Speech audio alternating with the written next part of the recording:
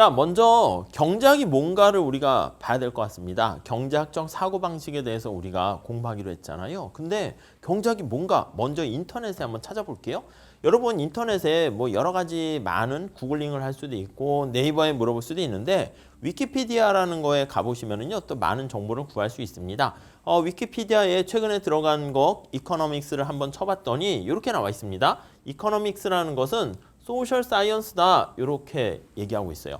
소셜이 사회죠. 사이언스는 과학입니다. 사회과학이에요. 그래서 경제학 홈페이지에 가보시면요. 경제학 얘기하게 되면 언제나 사회과학의 꽃이다 이렇게 얘기합니다. 그래서 사회를 분석하는데 과학적으로 한다. 그 차차 어떻게 분석하는지 말씀을 드릴 겁니다. 자, 그래서 여기 불러불러 있습니다. 개인과 조직과 어떤 사회가 어떻게 희소한 자원을 관리하는가 그거에 대해서 다루는 게 바로 경제학이다라고 생각하시면 되겠어요. 여러분들이 직접 찾아보시고요. 이런 것들 클릭하시게 되면은 경제학에 대한 좀 더 디테일하고 구체적인 내용들을 파악할 수 있으니까 잘 보실 수 있고 그다음에 제가 여기 보시면 미시경제학이라는 마이크로 이코노믹스랑 매크로 이코노믹스 이런 개념 설명도 있거든요. 요거에 대해서 제가 같이 설명을 드릴 거예요. 그러니까 수업을 들으시고 내용을 찾아보시게 되면은 아마 이해하시는데 별 어려움이 없지 않을까 하는 생각입니다. 자, 먼저 이런 게 있다라는 것만 소개를 해드리고요. 네, 자세한 거는 또 다시 말씀드리도록 할게요. 자, 여기 보시면 경제학자들 하면은 많은 경제학자들이 있습니다. 아까 말씀드렸던 위키백과 이쪽 위키피디아 같은 데 가보시면은 이렇게 유명한 경제학자들이 있는데 여기서 어떻게 아는 사람이 있으신가요? 이분 아세요? 이분? 예, 이분이요. 우리 나중에 말씀드리긴 하겠지만 아담 스미스라는 학자예요. 우리가 이제 경제학의 아버지다 그렇게 얘기를 많이 하는데 경제학의 창시자라고도 할 수 있습니다. 근데 뭐 이분이 경제학을 만들었다는 건 아니고 당시에 여러 가지 경제 상황이 있을 거잖아요. 그 경제 상황을 쫙 이렇게 모아가지고 책으로 나타내는 게 그래서 국가의 부가 어떻게 창출되고 어떻게 국가의 부를 크게 만들 수 있을까 그 원리에 대해서 책으로 나타내는 게 아마 들어보셨을 겁니다. 그게 바로 국부론이다 이렇게 얘기를 하게 되는 것이죠. 국가의 부를 어떻게 창출할까 이런 거에 대해서 얘기했습니다. 우리가 흔히 얘기하는 그런 국부론에 경제학의 많은 얘기들을 담아놓게 되었고요. 우리가 흔히 그 보이지 않는 손이라는 얘기를 들어보셨잖아요. 그게 바로 국부론에 나오게 됩니다. 그래서 보이지 않는 손에 대해서 얘기를 하게 되었고요. 기본적으로 차차 말씀드리겠지만 국가의 부를 창출하기 위해서는 어떤 개인의 어떤 남들을 위한 이타심 때문에 발생하는 게 아니라 개인의 이기심이야. 이기심, 사리심이라고도 번역하는데요. 내가 잘 먹고 잘 살겠다라는 그 못된 마음은 아니잖아요. 그 이기심을 통해 가지고요. 자기가 최선을 다하는 거야. 좋은 물건을 만들어야지 시장에서 물건을 사고 또 팔리고 그렇게 되는 거잖아요. 그러니까 이 이기심으로 인해 가지고 사람들이 자신의 최선을 다하게 되면 보이지 않는 손에 의해 가지고 공공의 이익으로 가게 된다라는 것을 주장하게 된 게 아담 스미스의 국부론입니다. 그래서 공익으로 연결이 된다. 이렇게 얘기를 합니다. 그러면 우리가 이렇게 생각할 수 있어요? 이렇게 이기심을 공익으로 연결해 주는 게 보이지 않는 손인데 이게 어디에 있는 거야? 이게 바로 시장입니다. 그래서 이 보이지 않는 손이 우리가 차차 경제학에서 많이 얘기하게 될 시장이 바로 시장 메커니즘, 보이지 않는 손. 시장하면 가격이거든요. 그거에 대해서 우리가 차차 얘기를 하게 될 겁니다. 아담 스미스라는 분이고요. 근데 우리가 사실 아담 스미스 하면은 국부론만 이렇게 알고 있는데요. 오바마 대통령이 또 아담 스미스가 쓴 책을 제일 자기가 읽은 책 중에서 감동 깊게 읽었다라고 해서 저도 그 기사를 봤을 때 국부론인가 했는데 그게 아니에요. 무슨 책이었냐면 아시는 분 있나요? 도덕 감정론이란 책입니다. 그러니까 우리가 국부론에서 보이지 않는 손 얘기하면서 이기심, 분업 이렇게 막 너무 얘기하는데 아담 스미스는 원래 윤리학자였습니다. 윤리학자였거든요. 영국 사람이고요. 영국의 글래스고 대학에서요. 윤리학을 가르쳤던 사람인데 지금 말씀드린 것처럼 어떤 사람이 되게 부자야. 부자였는데 너무 슬퍼서 울고 있어.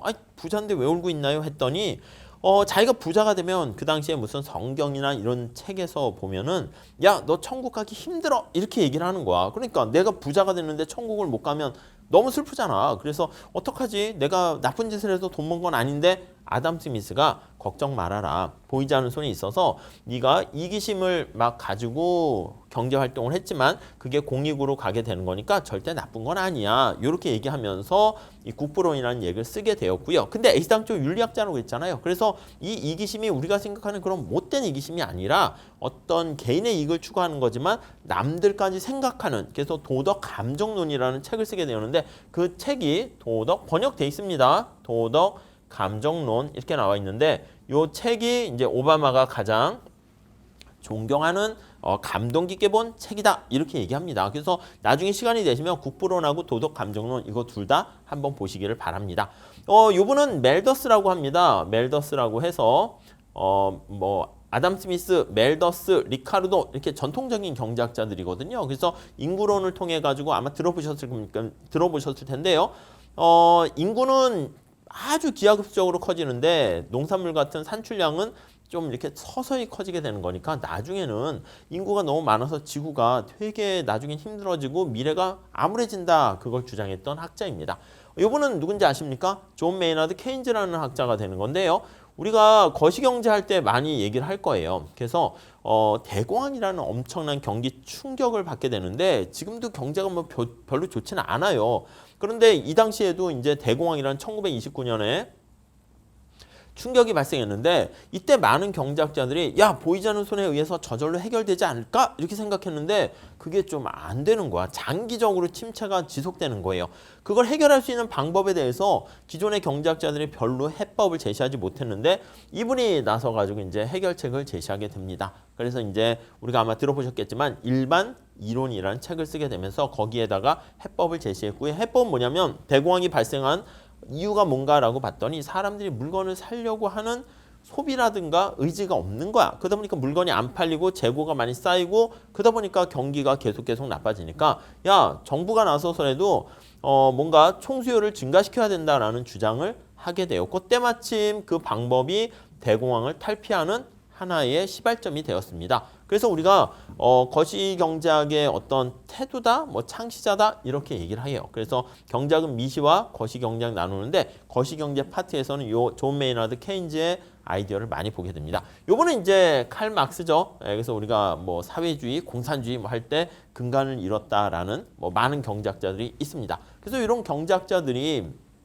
어떤 생각을 가지고 있었으며 어떻게 세상을 바라봤는가 이런 거에 대해서 배우는 게 우리가 경제학이다 이렇게 보시면 되겠습니다.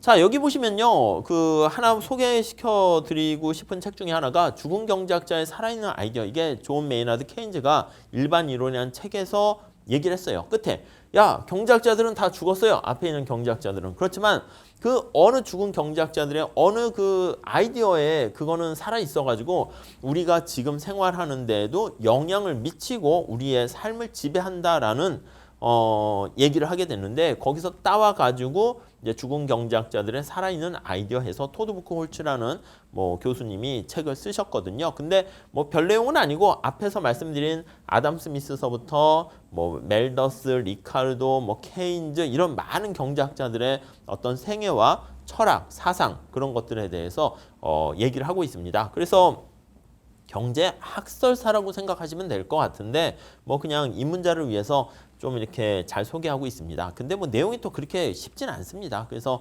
읽어보시면 그래도 도움이 되지 않을까 해서 간단하게 말씀드리고요.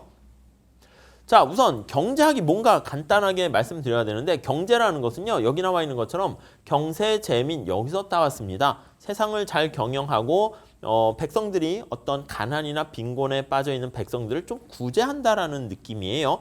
이게 경제라는 것을 이제 오이코노머스라는 그리스어에서 나왔는데 영어로 얘기하면 이코노미라는 표현을 쓰잖아요. 이코노믹스 이렇게 얘기하는데 그게 이제 가정을 관리하는 사람 이렇게 얘기합니다. 그래서 가정을 관리하는 집사거든요. 집사. 가정을 관리하는 사람 입장에서는요. 여러분 돈이 되게 많으면은 자기가 뭘 어떻게 해야 될지 고민이 필요 없어요. 근데 관리하는, 매니지하는 사람 입장에서 봤을 때는 하고 싶은 게 너무 많습니다. 뭐 집도 사야 되고 돈 모아서 차도 사야 되고 맛있는 음식도 먹고 싶고 여행도 가고 싶고 이렇게 돼요.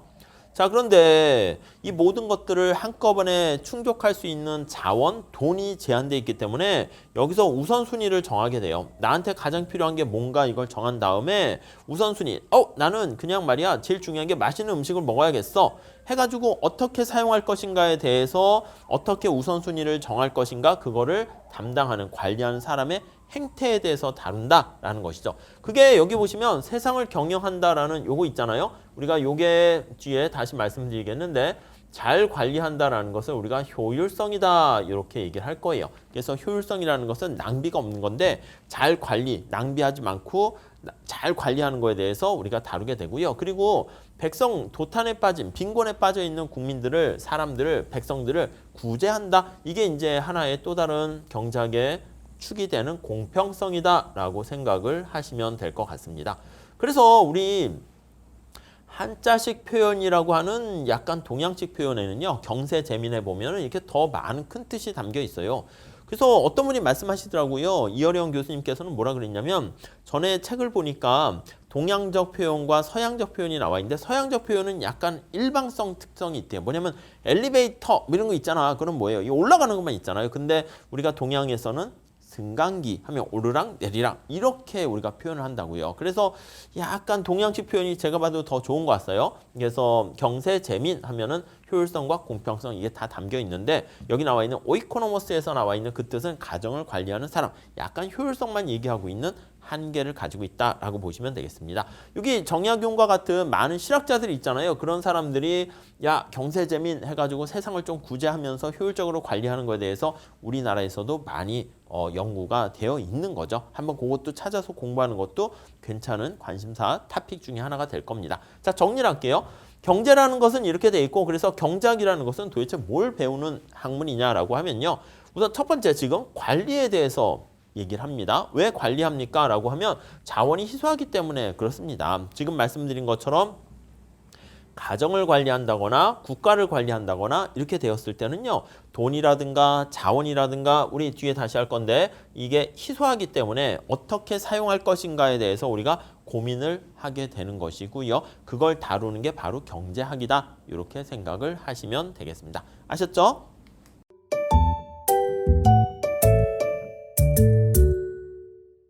자, 여러분 이번에는요. 우리가 무한한 욕망을 지닌 인간과 행동에 대해서 살펴보도록 하겠습니다. 자, 우선 첫 번째는 경제학이 소셜 사이언스라고 그랬잖아요. 사회과학이라 했습니다. 어떤 인간이 많이 모여있는 집합체를 사회라고 그러고요. 그 다음에 그걸 과학적으로 분석을 하는 게 사회과학이라고 생각하시면 되는데 먼저 사회라는 건 사람이 주체가 돼야 되잖아요. 그러니까 그 사람들이 모여있는 집합체를 사회라고 그러죠. 그래서 인간에 대해서 먼저 봐야 됩니다. 그래서 인간에 대한 어떤 여러 가지 행동, 행태 그걸 보려고 해요. 자, 여러분도 마찬가지로 저도 마찬가지로 인간은요.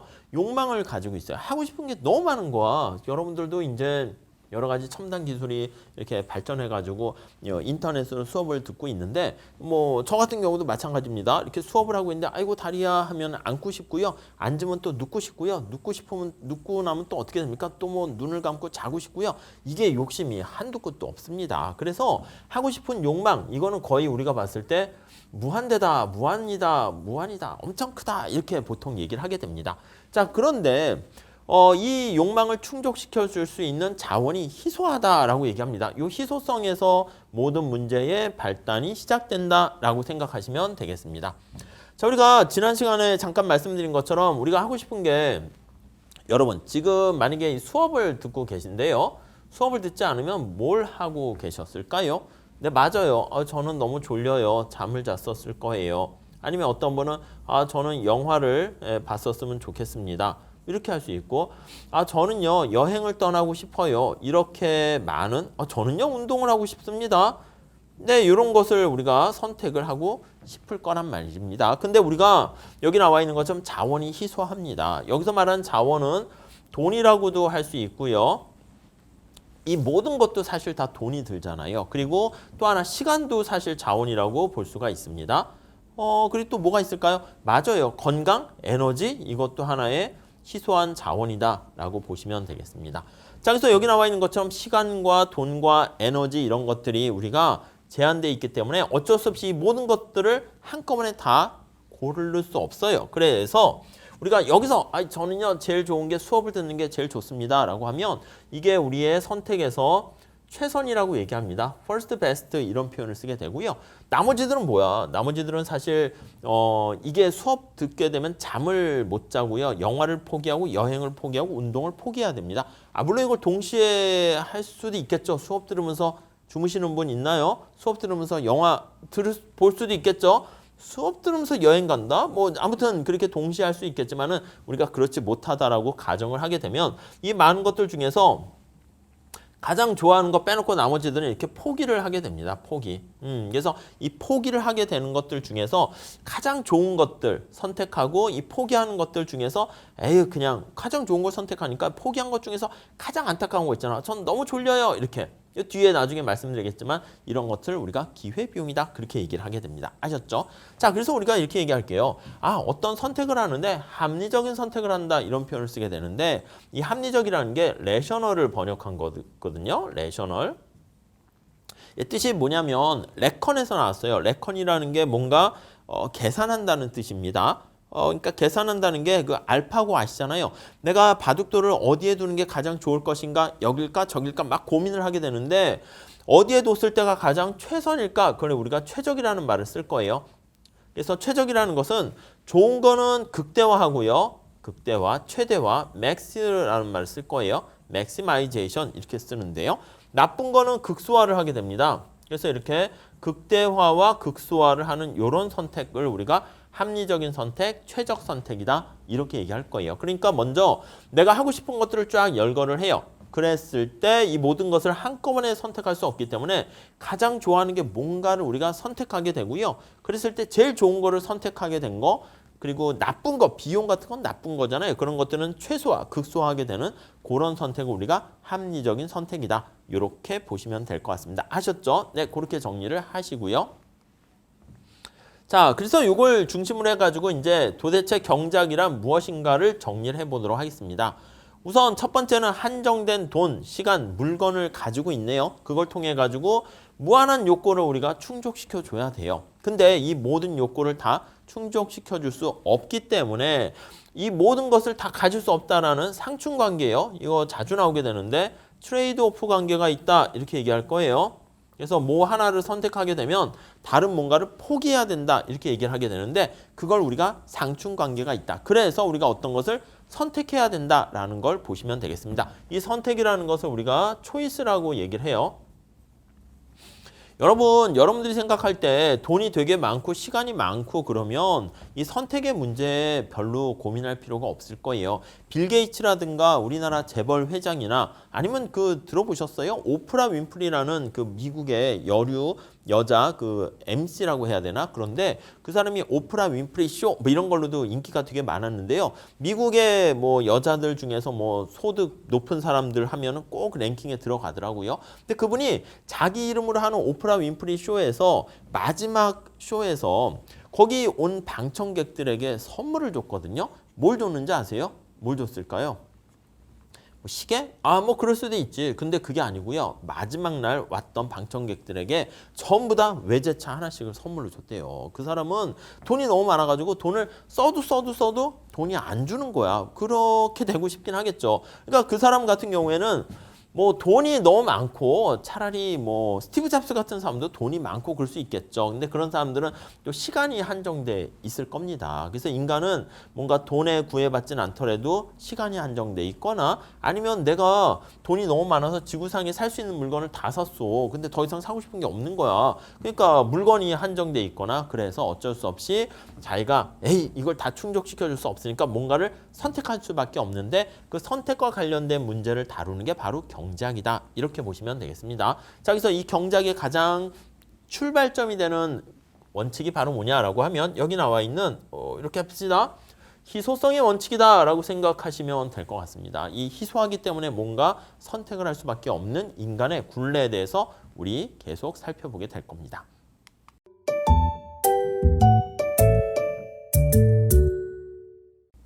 자, 우리가 지난 시간에 여기 나와 있는 무한한 욕망과 자원의 희소성 때문에 우리가 어떤 것을 선택해야 된다는 거에 대해서 포인트를 맞췄습니다. 근데 이번 시간에는 뭐냐면 기회비용이라는 말에 대해서 다룰 겁니다. 자, 기회비용은 뭐냐면 여기 빨간 색깔로 돼 있죠? 뭔가를 포기해야 되는 거예요.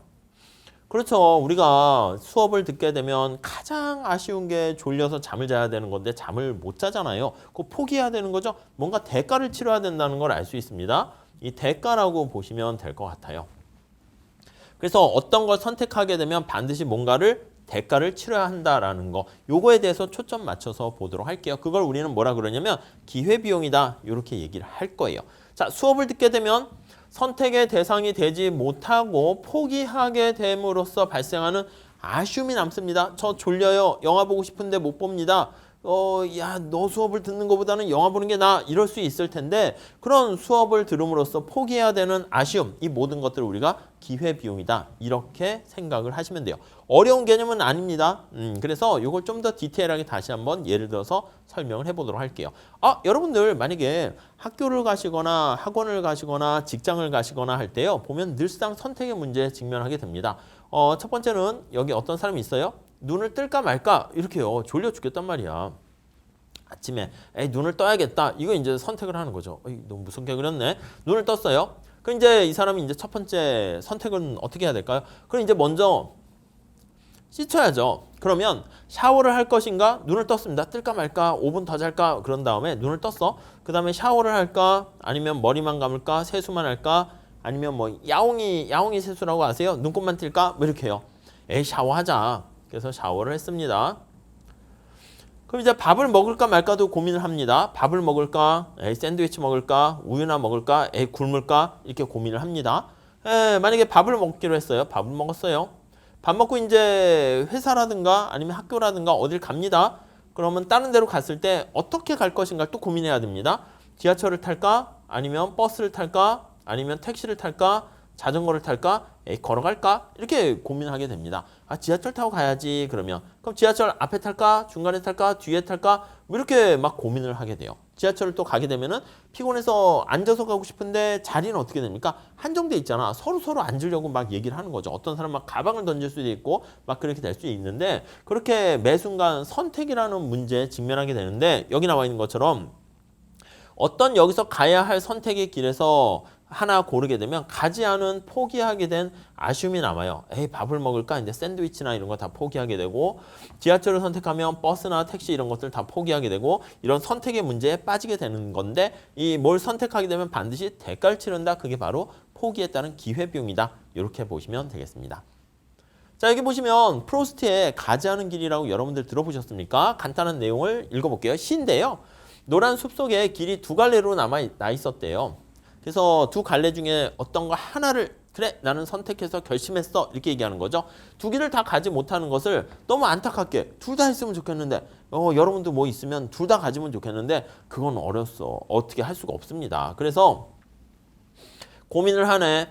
오랜 기간 동안 서서 한 길이 굽어 꺾여 내려갈 때까지 바라볼 수 있는 데까지 멀리 바라보았대. 그래서 야, 저 길의 끝은 어디야? 내가 가고자 싶은 게 저건가? 근데 더 안 보이네. 안개뿐만 아니라 시야가 한정돼 있으니까 그래. 둘 다 똑같이 아름답지만 좋아. 나는 다른 길을 선택했대. 그 길에는 풀이 더 있고 사람이 걸은 자치가 적어서 아마 더 걸어야 될 길이라고 나는 생각했던 게지요. 그러니까 사람들이 가는 길이 아닌 길을 이 사람은 선택한 거야. 그래서 남들이 가는 길을 보통 우리는 남 따라가는 뭐 그래서 좀 마음의 안도감 이런 게 있잖아요. 근데 이 사람은 남들이 안 간 길을 갔다는 거예요. 그래서 그 길을 걸어감으로써 그 길도 거의 나중에는 뭐 거기가 되겠지만 자, 그날 아침 두 길에는 낙엽을 밟은 자치는 없었습니다. 불러 이렇게 나와서 얘기를 하고 있고요. 훗날에 나는 어디선가 한숨을 쉬며 이야기할 것입니다. 숲속에는 두 갈래 길이 있었는데 나는 사람들이 잘 가지 않은 적은 길을 것을 택하였는데 그것 때문에 지금 모든 것이 달라졌다. 내가 만약에 그러니까 역시 우리가 보면은 내가 만약에 여기서 저걸 선택했으면 어땠을까? 여러분도 뭐 선택의 기로에 있을 수 있잖아요. 뭐 학교를 갈 것인가 말 것인가, 취업을 할 때 A 회사를 갈 것인가, A 그냥 안 가고 좀 더 취업 노력을 해볼 것인가. 그랬을 때 내가 만약에 역사라는 건 가정하기가 그렇겠지만 만약이라는 이런 가정 우리가 이제 아쉬움이 남긴 하겠죠. 그래서 늘 그런 것들이 경제학에서 관심 있는 분야가 되겠고 어떤 걸 선택하게 되면 반드시 대가를 치르게 된다라는 게 이 프로스트의 가지하는 길에 잘 나와 있다라고 보시면 될 것 같습니다. 자, 요거는요, 우리 그 교재라든가 책 내용이라든가 이런 것들에 보시면 여러분들이 또 많은 것을 이렇게 여러분들이 느끼실 수 있을 텐데 첫 번째 경제학을 했을 때 늘 받는 질문이 뭐냐면 아니, 경제학을 전공했으면은 돈을 많이 벌 수 있나요? 부자인가요? 아니요, 그렇진 않아요. 경제학은 사실 돈 버는 학문을 배우는 건 아니고 앞에서 말씀드렸던 매 순간 직면하는 일련의 선택에서 제대로 선택을 어떻게 할 것인가에 대해서 다루는 게 바로 경제학이다라고 보시면 되겠는데요. 근데 우리가 많은 경제학자를 보면 부자라기보다는 오히려 가난한 사람이 또 많았습니다. 그래서 여기 나와 있는 그리고 이게 부자가 되려면 뭔가를 예측을 잘해야 되는데 경제학에서는 예측이 되게 어려워요. 예측이. 어렵습니다. 그래서 이제 보통 경제학에서도 뭐 경제 성장률이라든가 언제 주가가 꺾일까요? 많이들 이제 또 생각을 하고 연구를 하고 하지만 예측 못해 이게 이제 결론이에요, 사실은. 그래가지고 이 사람이 유명한 사람입니다. 어빙 피셔라고 해가지고요, 뭐 계량 경제학이나 금융 경제학 이쪽에 있는 대가인데요. 이분이 1929년 대공황이 발생했어. 대공황이 발생했을 때 저 피셔 교수님. 교수님은 되게 유능하시고 그러신데 어떻게 대공황이 언제 끝날까요? 했는데 하버드 대학의 경제연구소를 만들었거든요. 조만간 끝날 겁니다. 이렇게 예측을 했어. 조만간 나아질 거라고. 근데 안 그런 거야. 우리 또 더 망한 거야. 뭐 실수할 수 있죠. 교수님 경제가 더 안 좋아졌는데요. 언제 좋아질까요? 조만간 좋아질 겁니다. 아니야, 더 안 좋아졌어. 약간 그럴 수도 있지만 약간 자존심에 상처를 입었습니다. 언제 좋아질까요? 진짜 조만간 좋아질 것 같습니다. 아니야, 더 나빠졌어. 그래서 망했잖아. 그래가지고 연구소 문을 닫았거든요. 그래서 우리가 경제학에서는 예측을 하는데 자꾸 틀려. 그렇다고 예측을 안 하는 게 나을까요? 그건 아니야. 예측을 안 하는 것보다는 그래도 하는 게 나아요. 틀려도. 여러분 만약에 시계방에 갔는데 시계가 두 개가 있어. 자, 어떤 시계 살까요? 했더니 첫 번째 A라는 시계는 뭐냐면 하루에 2번은 정확하게 시간을 맞춘다 합시다. 근데 B라는 시계는 맨날 시간을 하나도 못 맞춰요. 자, 여기서 시계방 주인이 어떤 거를 이제 추천하냐면 이 앞에 있는 하루에 2번 맞추는 시계를 추천합니다. 뭐 두 번째 거는 매번 틀리게 되니까. 자, 이렇게 됐을 때 여러분들은 시계방 주인으로 그 의견을 받아가지고 첫 번째 시계를 선택한다고 합시다. 근데 첫 번째 시계를 가만히 보니까 시계가 10시 10분에 멈춰져 있는 거야. 이 시계가 의미가 없는 거지. 장식용이 되는 거지. 그러니까 시계가 멈춰져 있기 때문에 이 경우에는 하루에 2번은 맞춥니다. 10시 10분, 아침, 그리고 저녁, 밤 이렇게 맞출 수 있는데 쓸모가 없잖아. 이 두 번째 매번 틀리는 거는 매번 10분 정도씩, 5분 정도씩 이게 틀려. 그렇지만 우리가 대략적인 시간을 감을 잡을 때는 사실 이 두 번째 시계 정도면 충분할 수 있어요. 그러니까 사실 경제학에서 많은 여러 가지를 예측을 하는데 자주 좀 틀리더라도 매번 틀릴 때마다 새로운 정보를 반영해서 수정적인 어떤 결과를 다시 내놓기 때문에 그래도 안 하는 것보다는 하는 게 낫다라고 보시면 되겠습니다. 이분이 누군지 아시죠? 이분이 뉴턴이에요. 뉴턴. 거의 엄청난 물리학자인데 이분도 사실 주식시장에 뛰어들었다가 다 돈을 날렸습니다. 그래서 이분이 그 천체 움직임까지도 다 계산할 수 있는데 자기같이 똑똑한 사람이 주식시장에서 사람들의 어떤 행동과 예측을 할 수 없다? 이건 도대체 말이 안 된다. 자기같이 똑똑한 사람이 그걸 예측할 수 없다라는 얘기는 야, 주식시장에 있는 사람이 뭔가 규칙성이라든가 이런 게 없이 미쳤다. 미친 사람들의 행동은 도저히 예측할 수 없는 거예요. 그래서 사람들의 주식시장에서의 광기는 내가 도저히 예측할 수 없네. 이렇게요. 자, 존 메나드 케인즈라는 학자예요. 거시경제학의 창시자라고 말씀드렸습니다. 이분은 근데 주식시장에서 떼돈을 벌었어요. 그래서 이제 많은 사람들이 물어봤지. 자, 케인즈님 어떻게 주식시장에서 돈을 그렇게 많이 버셨습니까? 이렇게 얘기했더니 또 이상한 헛소리를 하세요. 주식시장은 말입니다. 미인대와 같습니다. 이렇게 얘기를 한 거야. 아니 도대체 무슨 얘기죠? 자, 우리가 뭐 옛날에 보면 뭐 슈퍼스타 K니 무슨 노래 경연 대회, 미스터 트롯 뭐 이런 거 있잖아요. 그런 거 보면 1등을 가리잖아. 누가 1등 할 것인가라고 하면은 많은 심사위원들이 나와가지고 이제 점수를 매긴다고요. 근데 사실은 뭐 조작 논란도 있고 뭐 그렇게 되긴 했겠지만은 이 사람은 그렇게 되는 거야.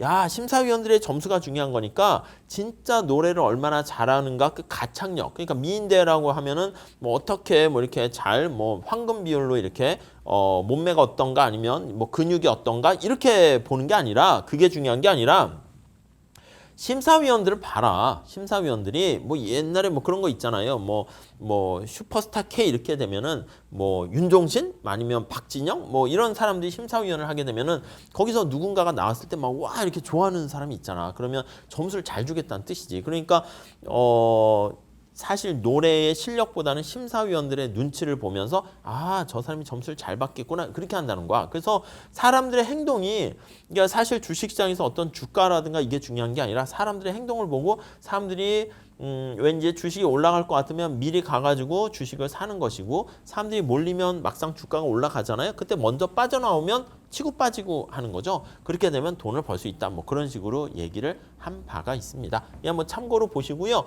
중간중간에 이렇게 많은 경제학자들의 어떤 현실에 도움이 될 만한 얘기들도 제가 조금씩 해드리도록 하겠습니다. 아셨죠?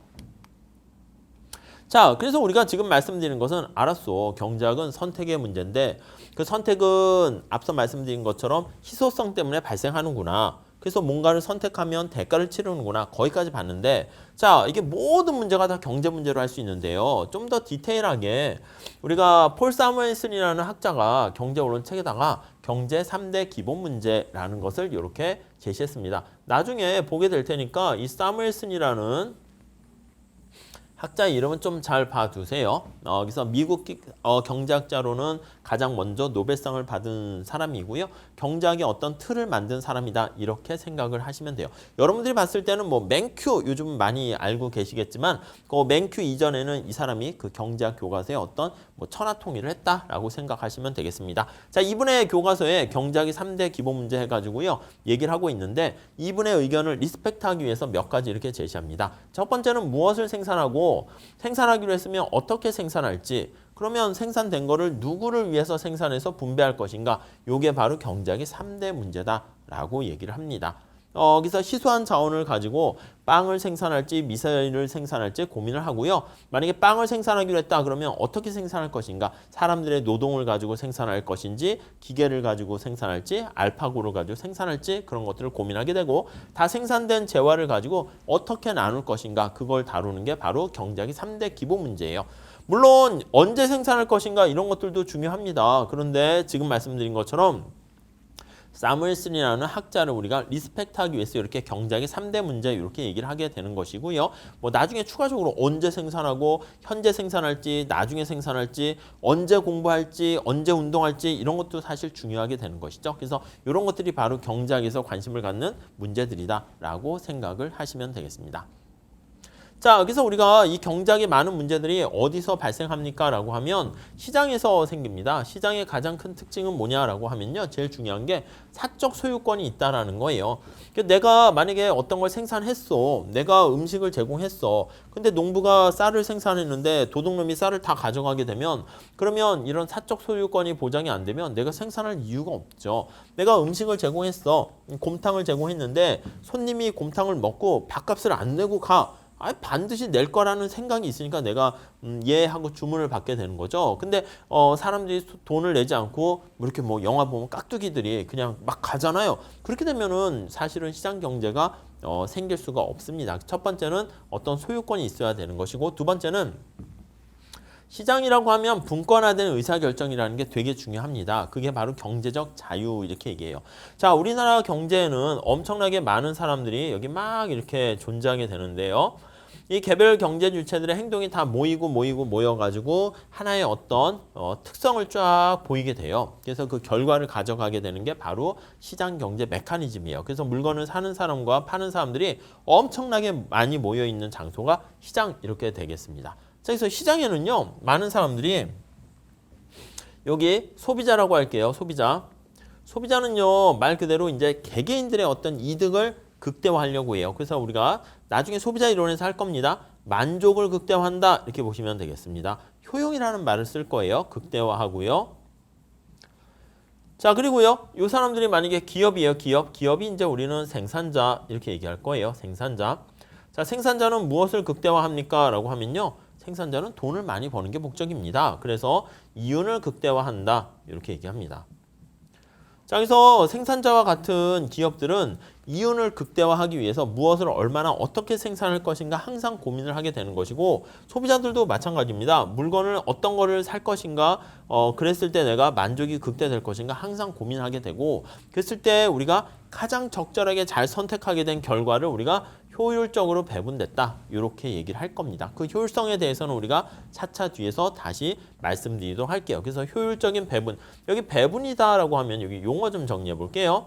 allocation 이렇게 얘기합니다. allocation. 자, 로케이션 보면 여기서 이게 배치한다는 거잖아요. 어떻게 배치할 것인가를 뜻합니다. 내가 희소한 자원을 어떻게 잘 적재적소에 나눌 것인가 그런 것들에 대해서 다루는 게 바로 배분. 그걸 잘 배분한다는 걸 효율적 배분 이렇게 보시면 돼요.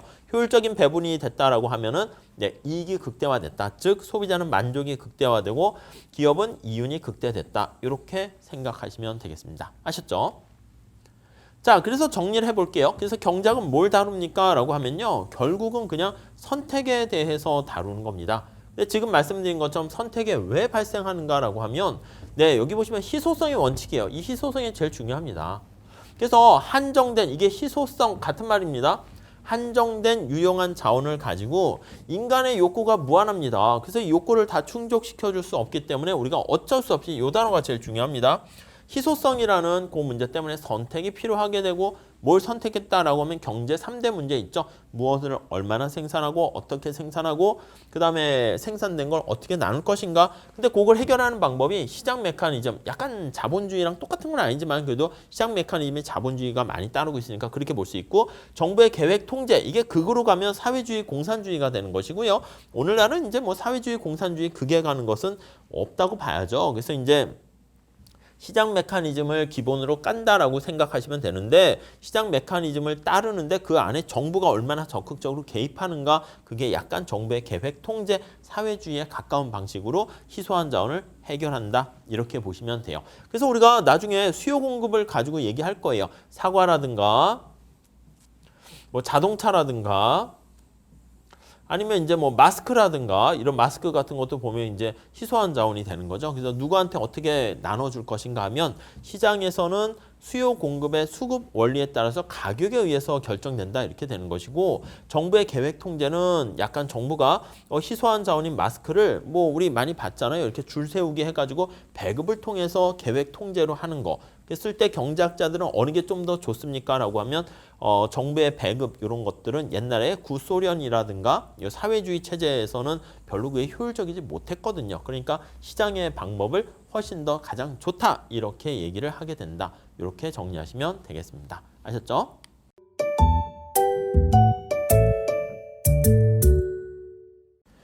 자, 경작이라는 것은요. 우리가 희소한 자원을 어떻게 선택해서 나눌 것인가 그런 것이고요. 뭘 하나 선택하게 되면 반드시 다른 것을 포기해야 된다고 제가 말씀을 드렸잖아요. 자, 그런데 이렇게 세상을 바라보는 경제학의 분석 방법이 크게 둘로 나뉩니다. 하나는 미시경제학이 있고 하나는 거시경제학 이렇게 있어요. 자, 미시랑 거시는요. 이렇게 설명을 할 수 있을 것 같습니다. 자, 이렇게 보시면 저기 산이 있어요. 산이 이렇게 있다 합시다. 산이 이렇게 있습니다. 산 속에는 이렇게 많은 숲에 나무와 뭐 이런 것들이 있을 거예요. 풀도 있고 뭐 이런 식으로 쫙 있을 거예요. 나무도 한번 그려볼까요? 여기 보시면 맛있게 생긴 사과라든가 이런 과일도 여기 열려 있을 거예요. 자, 이랬을 때 여러분들이 분석을 할 때요.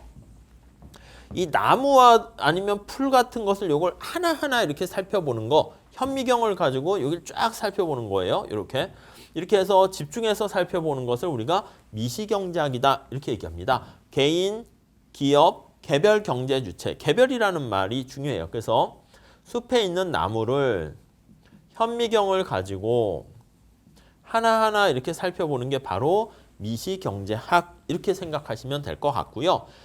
그게 아니라 이 것이라는 것은 클 것자를 씁니다. 그래서 클 것자 이렇게요. 그래서 전체적인 시각에서 살펴보는 거예요. 숲 전체를 보는 거야. 숲 전체.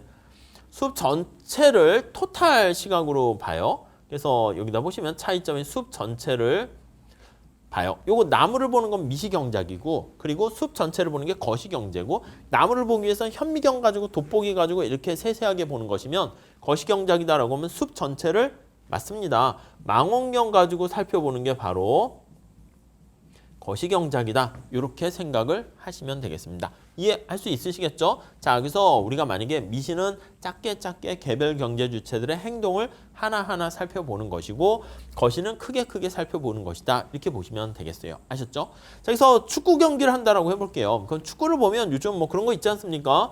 아주 프로그램이 좋아져가지고 나는 손흥민의 행동을 하나하나 보겠어. 그럼 손흥민이 여기서부터요. 공을 몰고 쫙 해서 골을 넣는 이 과정을 하나하나 보고, 다른 사람들은 그냥 모자이크 처리하는 거야. 그냥 투명 처리하고 손흥민의 행동만 이렇게 쫙 살펴보는 것을요. 우리가 미시적인 접근 방법이다. 이렇게 보시면 될 것 같고요. 거시적인 접근 방법은 뭐냐라고 하면요. 이제 축구 경기가 이제 끝나게 되면 우리가 경기 결과가 이렇게 쭉 나오게 되잖아요. 뭐 한일전이다라고 할게요.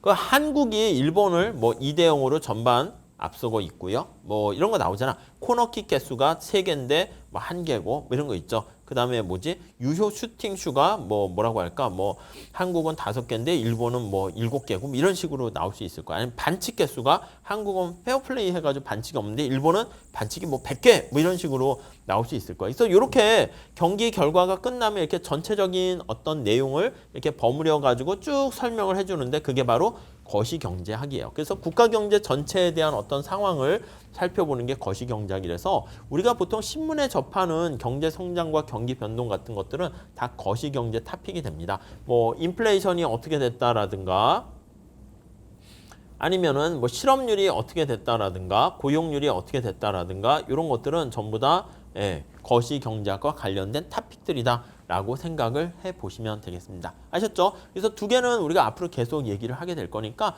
잘 따라오시면 쉽게 이해할 수 있을 겁니다. 자, 그 다음에 경제학과 관련해서는요. 실증명제랑 규범명제에 대해서 조금 보셔야 됩니다. 실증이라는 것은 어떤 사실, 팩트에 대해서 다루는 게 바로 실증명제예요. What is에 대해서 다루는 거예요. 있는 그대로를 기술하고 분석하는 게 바로 우리는 실증명제 이렇게 보시면 돼요.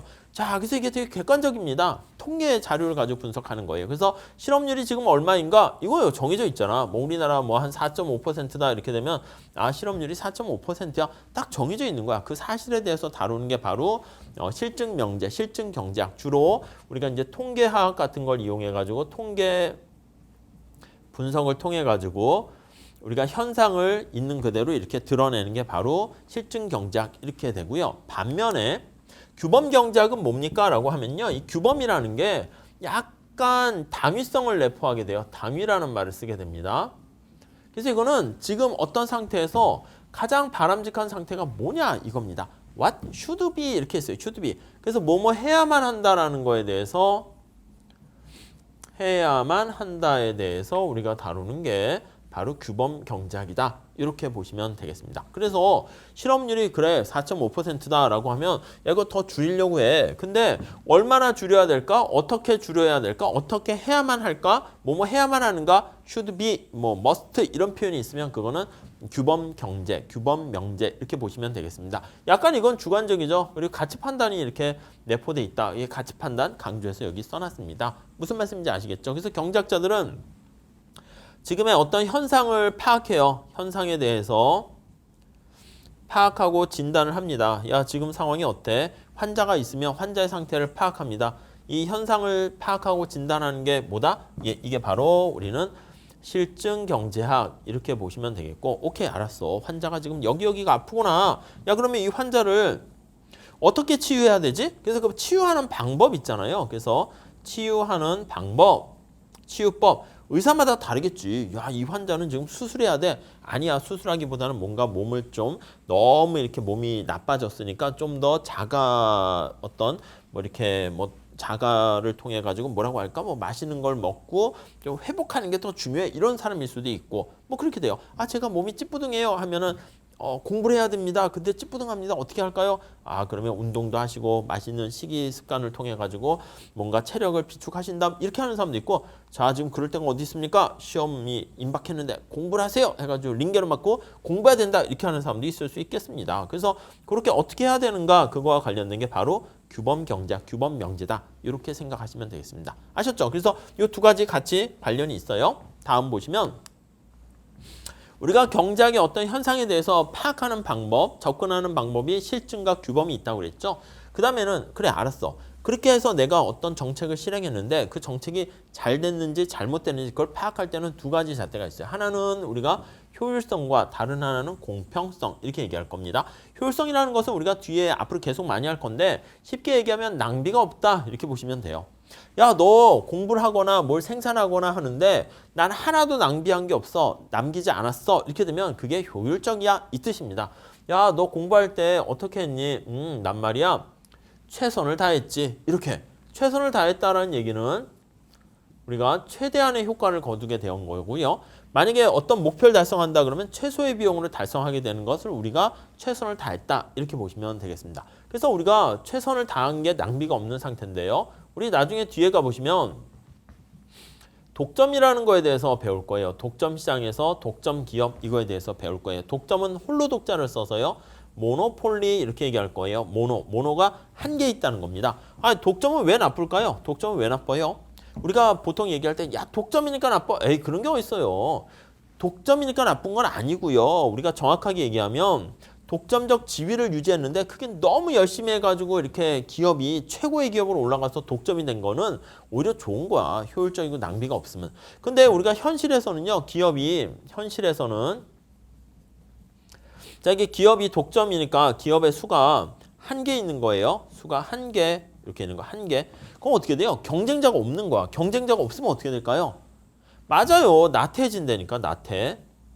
그러니까 우리가 시장 구조가 이렇게 하나만 딱 기업이 있는 그런 독점적인 상황이 되면 나태해지고 게을러지고 낭비가 발생할 거 안 그럴 수도 있는데 일반적으로 그렇다는 거야. 그렇게 간주하고 그래서 독점은 나쁘다 이렇게 얘기할 거예요. 아셨죠? 그래서 이게 그래서 독점이 나쁘다고 얘기하는 거예요.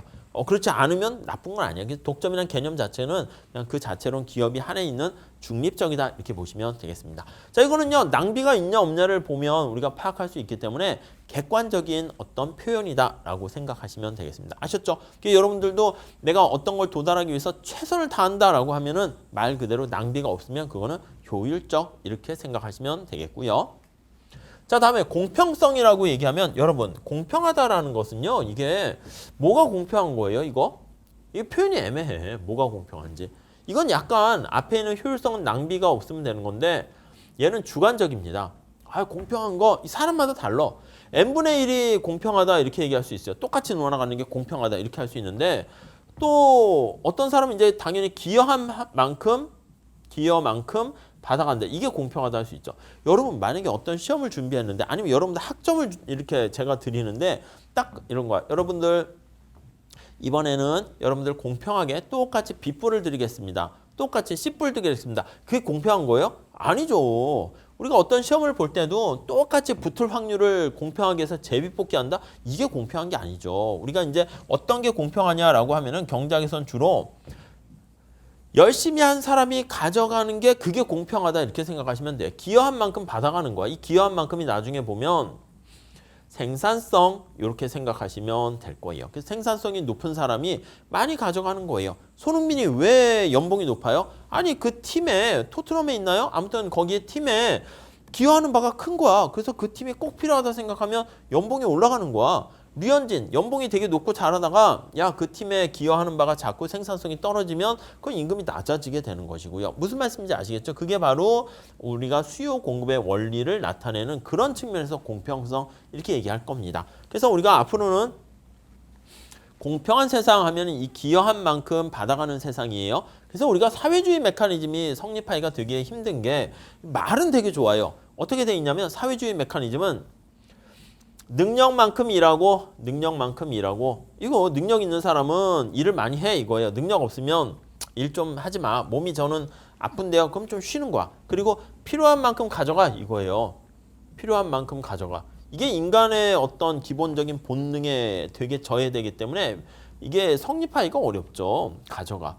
아니 인간이 무슨 엄청난 선의의 뭐 Y이론 그런 것도 아니고요. 능력 있는 사람은 난 건강하고 능력 있네 해가지고 많이 생산해서 저기다 같이 쌓아놓고 그 다음에 필요한 만큼 아유 나는 조금 필요하네 해서 많이 생산해 놓고 자기가 안 가져가고 어떤 사람은 난 능력 없으니까 조금만 생산할래 근데 나는 많이 먹어 그래서 많이 가져가면 아유 어떤 바보가 인간의 그런 본성을 생각하지 않고 뭐 열심히 일을 한 다음에 남을 도와주겠습니까? 그러니까 그게 안 돼. 그러니까 이상적으로 되게 좋은데 이게 현실에서는 성립하기가 되게 어렵다라고 보시면 되겠습니다. 자, 여기서 정리를 하게 되면 공평하다라고 하면 n분의 1로 돌아가는 게 공평할 수도 있고 기여한 만큼 받아가는 게 공평할 수 있고 많은 의견들이 있어요. 그래서 어느 게 공평한지는 사실 정답이 없어요. 주관적입니다. 근데 우리가 앞으로 얘기할 거는 뭐냐면 공평성과 효율성 중에서 우리가 경쟁의 출발점이 뭐 때문에 발생했죠?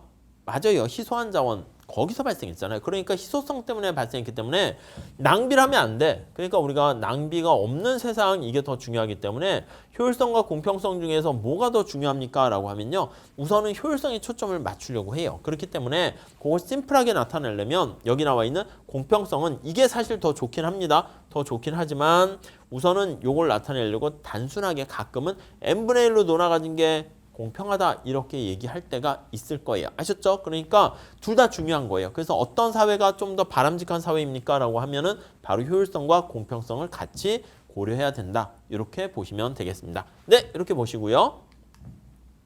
자, 경제 이론을 어떻게 구성하는가 보면 처음에 이제 어떤 상황을 정의를 하게 됩니다. 그다음 그 상황을 잘 나타내는 어떤 가정을 하게 돼요. 현실이 너무 복잡해. 그래서 이 가정은 현실의 어떤 우리가 이제 물리학이나 이런 거에 보면 어떤 모형을 세팅해서 가정을 해가지고 진공 상태에서 실험을 하거나 이렇게 하는데 경제학에서는 실험을 할 수 없어요. 국민들을 대상으로 한번 이 정책을 해볼까 저 정책을 해볼까 이럴 수 없잖아. 그러니까 현실에 대해서 실험을 할 수 없는데 현실이 너무 복잡해요. 너무 복잡해가지고 이거를 다 설명하려고 하면 정신이 없기 때문에 그래서 어떤 게 필요하냐라고 하면 복잡하기 때문에 심플하게 단순화할 필요가 생기게 됩니다. 그래서 이걸 어떻게 단순화할 것인가? 이게 바로 이제 모형이 된다라고 보시면 되겠어요. 우리가 이제 수요 공급 모형뿐만 아니라 국민 경제 순환 모형뿐만 아니라 생산 가능 곡선이라든가 ASAD 곡선 이런 거 나중에 배울 텐데 이 모형이라는 게 전부 다 세상을 좀 단순화시키고 보고 싶은 부분만 딱 보려고 하는 게 바로 가정 단순화의 방법이 돼요. 자, 그래서 이제 어떤 가설을 세웁니다. 가설을 세워가지고 그게 잘 맞나 한번 데이터를 가지고 예측을 이렇게 하면은 통화량이 증가하면 정부가 통화량이 증가하면 야 물가가 상승하겠지? 인플레이션이 발생하겠지? 이렇게 우리가 생각을 합니다. 인플레이션이라는 것은 물가가 상승하게 되는 거니까 우리가 1원의 화폐 가치가 떨어지는 거야. 그렇게 되면 화폐를 가지고 있는 사람들이 다 가난하게 돼요. 그러다 보니까 이런 인플레이션으로 인해 가지고 사람들이 가난하게 되는 그런 물가 상승이 일어날까? 하고 그렇게 예측했는데 실제 데이터를 가지고 검증을 해봤더니 오케이 성립해 라고 하면은 그때 통화량을 증가시키면 인플레이션이 발생한다. 그러한 뭐 법칙을 만들어낼 수가 있을 겁니다. 그래서 이게 이제 연구하는 사람들은 이런 흐름의 절차로 우리가 한다는 것만 살짝 체크하시고요. 이걸 뭐 그냥 암기하시거나 절대 그러실 필요까지는 없습니다. 아셨죠? 지금 앞에서 말씀드린 것처럼 단순한 추상화하는 게 이게 추상화 같은 그림이에요. 우리가 어떤 유명 연예인들이나 정치가들을 캐리커처 해가지고 핵심만 딱 끄집어내는 거 있잖아요. 그런 것들이 다 단순한 추상화예요. 여러분 대통령님께서 여기 서울에서 부산까지 가는 게 목적이라 합시다. 그러면 어떤 비서한테 물어본 거야. 서울에서 부산까지 가는 지도를 만들어 달라 할 때 이렇게 진짜 지도같이 해서 울릉도 독도 해가지고 우리 땅 제주도 이렇게 그리는 방법이 있어요. 진짜 지도같이 잘 그렸죠. 이렇게 만든 비서가 있어요. A라는 비서가 이렇게 만들어 왔습니다. B라는 비서는 어떻게 했냐면 대통령의 목적이 서울에서 부산 가는 게 목적이지 해서 그냥 지도를 이렇게 그리는 거야. 여기가 서울 출발점 이렇게 있고 여기가 이제 부산 이렇게 있습니다. 그럼 중간중간에 서울에서 부산까지 갈 때 이렇게 길이 뭐 이렇게 있고요. 중간중간에 뭐 길이 막히게 되면 이렇게 우회도로 같은 거 좀 이렇게 나와 있고요. 울릉도, 독도 이런 거 그리지도 않았어. 중간중간에 여기 보시면 톨게이트가 어디 있고 휴게소가 어디 있고 시간은 얼마 걸리고 여기만 잘 집중해서 이런 지도를 만들었어요. 이게 B라는 이제 비서가 만들었어요. 그럼 대통령이 물어보지. 여러분들 같았을 때는 A 비서랑 B 비서랑 A 비서도 되게 자세하게 그렸어요. 여기 산맥도 이렇게 막 그리고 단풍이 물들었다 이렇게 막 자세하게 그리고 울릉도 독도도 그리고 막 그렇게 했는데 어떤 비서가 사실은 더 칭찬받아야 될까요? 당연히 A지. A가 잘했으니까. 근데 A한테 물어봤어. 저희 A 비서관님, 이 지도 만드는데 얼마나 시간을 들였습니까? 했더니 제가 꼬박 2주일 동안 밤샜습니다. 이렇게. B 비서관님, 이 지도 만드는데 어떻게 만들었습니까? 죄송합니다. 대통령님, 제가 이거 만드는데 2시간밖에 투자 못했습니다. 제가 할 일이 많아가지고. 아니, 비서가 지도 만드는 사람이 아니잖아. 그러니까 비서가 국민들의 많은 얘기를 들어서 대통령에게 전달하는 게 역할이기 때문에 이게 대통령한테 필요한 목적 적합한 측면에서 봤을 땐 얘나 똑같은 목적 적합하게 할 수 있겠지만 좀 더 목적 적합한 거는 이거는 쓸데없잖아요. 2주일이나 걸쳐가지고 지도나 그리고 있으면 되겠습니까? 그러니까 이 비서가 훨씬 더 단순화시켜서 원하는 바를 잘 제시했다. 이렇게 보시면 되겠습니다. 이렇게 경작은 현실이 너무 복잡하기 때문에 얼마나 복잡해요. 그걸 단순화시키는 작업을 하는 게 경제학의 모형을 설정하는 방법이다. 이렇게 생각하시면 되겠습니다. 아셨죠? 자, 그래서 이제 대표적인 모형 중에 경제 순환 모형을 우리가 들 수 있습니다. 이게 말 그대로 메비우스 띠 같이 경제가 돌고 돌고 그렇습니다. 우리 몸에 피가 흐르는 거랑 비슷해요. 그래서 구체적인 모형을 간단하게 살펴보시면 이렇게 될 수가 있어요. 자, 가계는 우리가 보통 이제 소비의 주체다 이렇게 얘기합니다. 물건을 사는 소비의 주체가 되고요. 기업은 뭔가 물건을 만들어서 생산 공급합니다. 그래서 생산의 주체다 이렇게 얘기를 하게 되고요. 자, 그래서 기업이 물건을 만들어 가지고요. 재화나 이런 서비스 같은 거를 공급을 하게 됩니다. 공급을 하게 되면은 얘가 이렇게 흘러가는 거죠. 이렇게 흘러가게 되면 가게는 돈을 줘요. 돈을 줘가지고 얘가 또 이렇게 흘러가게 됩니다. 그래서 상품이 흘러가면 그 이면에는 이제 이거 화폐라고 할게요. 화폐가 이렇게 흘러간다라는 거 생각하시면 될 것 같고요. 그래서 이렇게 생산물이 거래되는 시장을 우리가 생산물 시장이라고 그래요. 이 생산물로 좀 바꿀게요. 그리고 생산 요소가 거래되는 시장도 있어요. 생산 요소는 우리가 물건 만들 때 들어가는 건데 노동이라든가 아니면 자본이라든가 아니면 토지라든가 아니면 경영 능력이라든가 이런 것들을 우리가 쭉 이렇게 공급을 하게 됩니다. 그거 바로 생산 요소 시장의 공급자가 되는 게 바로 우리가 돼요. 우리가 이거 뒤에 자세하게 배울 겁니다. 그래서 이게 가면 이 반대쪽은 역시 마찬가지로 이걸로 할게요. 이렇게 해서 이제 돈이 흘러가요. 노동에 대한 대가로 우리가 뭘 주냐면 임금을 줘요. 임금을 주고 자본에 대한 대가로 뭘 주냐면 이자를 주게 되고요. 그리고 토지에 대한 대가로 그에 따른 지대라는 표현을 써요. 렌트라고 얘기합니다. 그리고 이제 경영에 대한 대가로 이윤을 제공하게 되는데 이게 이제 우리 경제 전체가 물이 흐르는 것처럼 빙글빙글 돈다라고 해서요. 경제 순환이라는 서큘러라는 표현을 쓰게 됩니다. 그래서 이런 것들을 우리가 자세하게 뒤에서 배울 거니까 그런 모형이 있구나라는 정도만 보셔도 충분할 것 같습니다. 자, 그래서 구체적으로 보시면 경제학을 설명하는 방법 할 때요. 제일 중요한 게 서술적인 방법이 사실은 제가 봤을 땐 제일 중요하다고 생각해요. 말로 설명하는 겁니다. 말. 그래서 말로 설명하는 거. 근데 경제학이 힘들다라고 하는 가장 큰 이유는 첫 번째는 그래프가 있고요. 그리고 수리적으로 이제 수학을 많이 쓰기 때문에 어렵다 이렇게 얘기를 하게 돼요. 우리가 수요 공급의 법칙을 설명한다라고 얘기했을 때는요. 보통 수요의 법칙은 어떻게 됩니까? 수요의 법칙은 우리가 말로 설명한다고 하면 가격이 올라가게 되면 가격이 상승 시 사과의 가격이 상승 시 Q 소비량이라 할게요. 소비량이 감소하게 되고 가격이 하락하면 소비량이 증가하게 되고 뭐 그런 것들을 이렇게 불러 주절 얘기를 하게 되는 거예요. 그래서 이거는 간단하기 때문에 여러분들이 봤을 때는 뭐 그냥 그러네라고 하는데 경제 현상이 너무 복잡하기 때문에 그 복잡한 상황까지 다 이렇게 설명하려고 하다 보면은 정신이 없는 거야. 그래서 얘기가 너무 길어져 가지고 이게 뭐지? 이런 결과를 초래하게 됩니다. 그랬을 때 우리가 이렇게 그래프를 이용하게 되면 간단하게 얘기를 전달할 수 있어. 아니 여러분들 생각해봐. 여러분들이 누구를 소개팅을 나간다 해봅시다. 소개받기로 했어요. 말로 설명하면 어떻게 해요? 소설같이 표현하는데 한계가 있어. 엄청나게 잘 표현할 수 있겠지만 그 사람 말이야. 얼굴은 뭐 갸름한데 뭐 눈은 2개 있어. 눈은 2개 있고 안경을 썼지. 뭐 이렇게요. 그 다음에 입은 하나고 이렇게 얘기를 해야 돼. 귀는 2개를 갖고 있고 이렇게 막 얘기를 해야 돼요. 아시겠죠? 근데 이걸 만약에 그래프를 이용하면 뭐야? 사진을 보여주는 거야. 그냥 야, 너 소개시켜줄 사람인데 하고 사진을 쫙 보여주면 그럼 뭐가 필요해? 그냥 말이 필요 없잖아. 그러니까 우리가 경제학에서는 여기 나와 있는 것처럼 이게 사진 같은 걸 이용해 가지고요.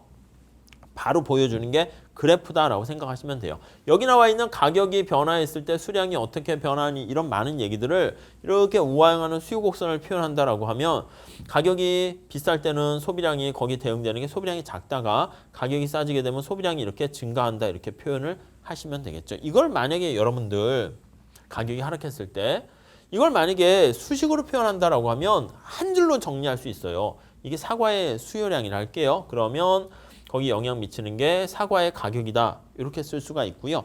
요거 관계가 마이너스 관계에 있다라고 하면은 이렇게 마이너스 이렇게 붙이게 되면 가격이 떨어질 때 소비량이 증가하고 가격이 올라가면 소비량이 감소한다. 이렇게 얘기를 할 수가 있습니다. 그래서 한 줄로 그냥 우리가 다 설명을 할 수가 있게 되는 것을 알 수 있겠습니다. 아셨죠?